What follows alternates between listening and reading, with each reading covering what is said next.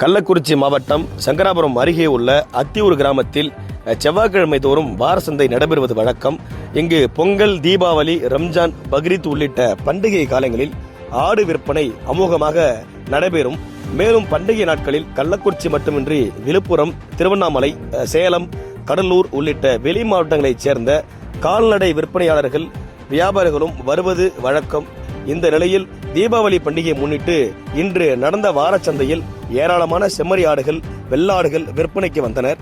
ஆடு ஒன்று 5000 முதல் 15000 வரை விற்பனையானதால் இன்று ஒரே நாளில் 1,70,00,000 ரூபாய் வரை வர்த்தகம் நடைபெற்றதால் வியாபாரிகள், விற்பனையாளர்கள் மகிழ்ச்சி அடைந்தனர்.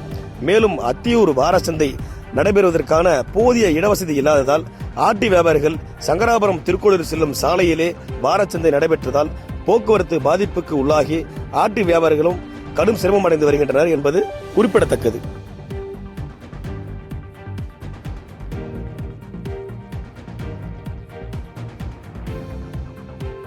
செய்திகளை உடனுக்குடன் தெரிந்து கொள்ள கீழ்கண்ட கேபிள் மற்றும் டிடிஎச் நெட்வொர்க்குகளில் எம்நாடு செய்தி தொலைக்காட்சியை காணுங்கள்.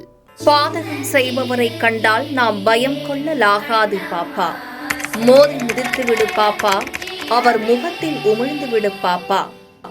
அண்மை செய்திகளை உடனுக்குடன் தெரிந்து கொள்ள இணைந்திருங்கள் எம்நாடு தொலைக்காட்சியுடன்.